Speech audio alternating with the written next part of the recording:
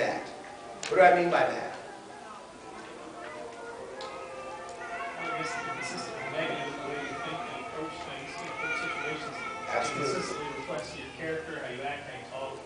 Oh, absolutely. Yes, exactly. Think of a situation where, let's say that you're up and coming as a couple in a family and both are working and doing things. Maybe one's going to school or whatever the case is. And so one spouse comes in with an idea or their dream. You know, I always wanted to do this. I think that'd be so cool. And next thing you know, it's like, why would you do that? That's stupid. Why?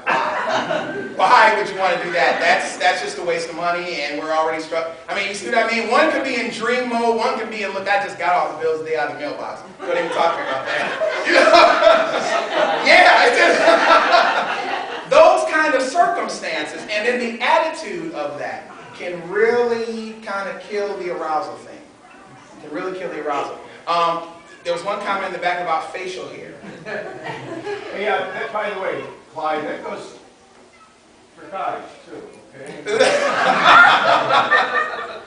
Well, I wasn't trying to be funny this time. Are you trying to talk about my goatee here? Well, not yours. Oh, all right. I'm just saying to my son that there are times when, if he were careful about his appearance, he might be more Attractive? well, you know, when you're 20. You got a good-looking son. What are you talking about? Oh, I know. I guess what I'm saying is physically there are times when facial hair is not appealing, but as you said, emotionally, just coming home with a problem from work. I mean, when I talk about kids at school, that probably doesn't make for a very intimate moment when I bring the anger with Does me. it, Candace?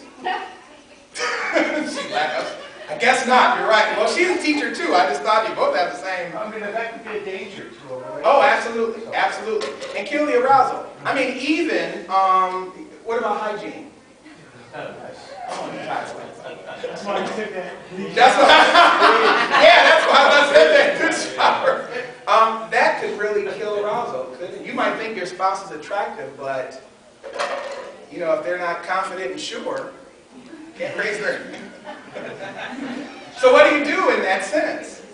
You just play it off and go, honey, before this, we should just take a shower. That'd be great. Oh, in the shower. That's probably how that was invented.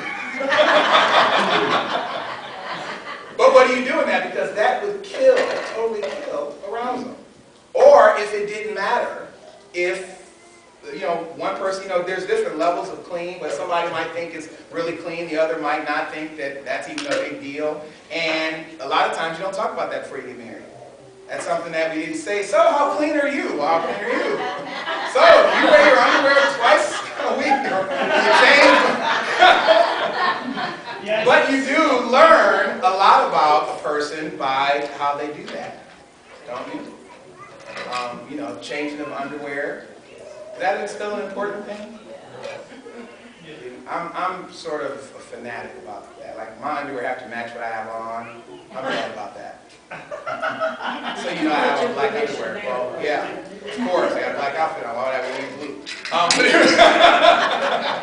But the point is, and if it's not coordinated for me, do you know I actually feel funny during the day? If I had on blue underwear right now, I could not do this. I'm telling you, I would just be kind of, see, you know what I'm talking about. See, exactly.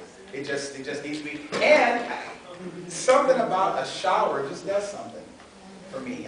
The freshness of summertime, it's kind of multiple showers just because there's something that you can feel really bad, and sometimes I gotta wash the day off. If the day was just one of those days and it just feels good. Plus, I like to smell good. I like to be fresh and clean because you never know.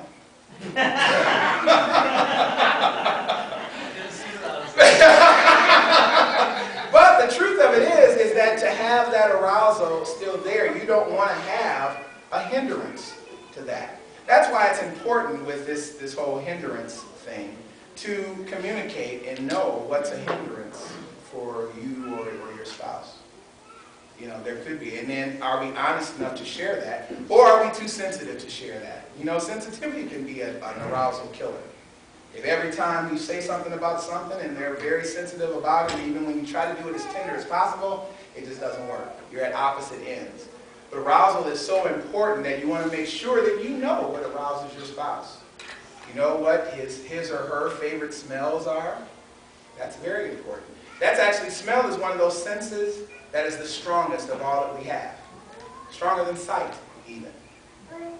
There was a show that is on, and I forgot the name of it. I saw the previews of it, but they blindfolded this guy, and he was going to kiss he had the real pretty girl, and they brought out someone's grandma, and he ended up making out with her. Did you guys see the? Yeah, I saw the previews. I didn't see the show, but I saw the previews. Yeah, I was watching the show. That was gross. But anyway, but the idea is that at that arousal point, when you want to get to a point where you want to please your spouse, you have expectations when you think of hygiene and attitudes and things like that. Also, your family history can play a role in your arousal. How is that? That's one less likely. I'll explain Because that. if they get pregnant when you breathe on them, you don't want nothing to do with Do you know somebody that gets pregnant when you breathe on them? Really? Well, that is one, but also family traditions. So let me give you an example how this would fit in your marriage. To really kill arousal and some other things too. Let's say you come from a family where the mom and dad did not talk about sex at all. Sex was something that you didn't talk about in the home, and in fact, no one ever saw anybody in the house naked. Just never, they didn't do that. They were always clothed continually, forever, and that's just how they grew up. So if you come from a family where everybody ran around naked and it wasn't even a big deal, what's going to happen when you get married? There are going to be quite some differences, like when your wife comes out of the shower and she's fully clothed. You go, where are you going? Oh, nowhere, I'm sitting around. Well, why did you get fully dressed? Or the bathroom door is locked and you were trying to get in, and she's like, wait a minute, and she's like getting dressed before you come in. It's like, we're not roommates, what are you doing? But that would really kill the moment. You would never see what we would think of as that sexy side, because you're not going to see any skin. You'll never see any, because it's going to be covered up, because that's where her family of origin was. The same token the other way. Or, what if you had a spouse that came from a marriage or family, that the family dictated that sex was only for making babies, and that's it. It's actually gross beyond that. And they grew up and they were raised that way. See how that could just crush arousal? Find that one out on your wedding night, why don't you? What would happen with that? How would that affect the marriage? Big family. It would be a big family. Yeah, it would have to be. That mindset would have to either eventually conform or you would have to conform. But there are families that have those kind of dynamics before the kids come out and they get married. It seems like, wow, what a wonderful church family and da-da-da-da, but then you find out these views about certain things. Could you imagine if sex was just for making babies and that's it? That leads to like a really not a good sex life. And what could Satan do with that? Could he use some of that material to see how easy that is? So arousal really is important, and actually to talk about it is very important. And again, these are things that we don't always think about, but you then find yourself in that condition in the marriage. And it's then going to take some understanding and patience. The fourth one, vulnerability. These experiences and actions were occurring in a context of mutual personal vulnerability. Each could be as open with her or his physical and emotional experience as was valued. Simply meaning you have the freedom here to be vulnerable. You are free to experience. Now, what would mess that up?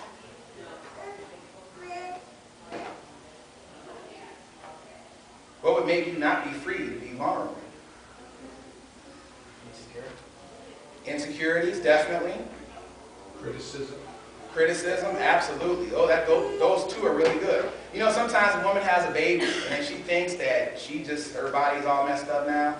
You try to tell her that she still looks beautiful and she's going, nope, I got this little pouch and all that kind of stuff. Or I had a C-section and it's all messed up. Can you imagine having to have that conversation before it kind of kills the moment a little bit?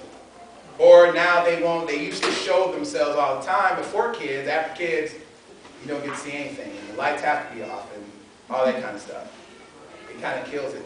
There is no freedom of expression in that way. One of the great things is the criticism of where you have a request, and that request is looked upon like you are just the nastiest get out of my bed kind of thing.